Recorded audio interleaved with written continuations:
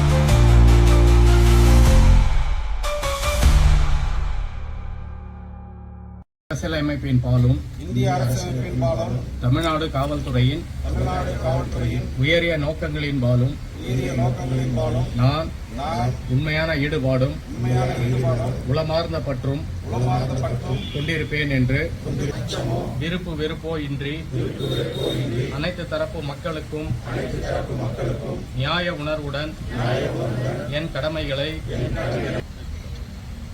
Officers, stand at peace. Officers, attention.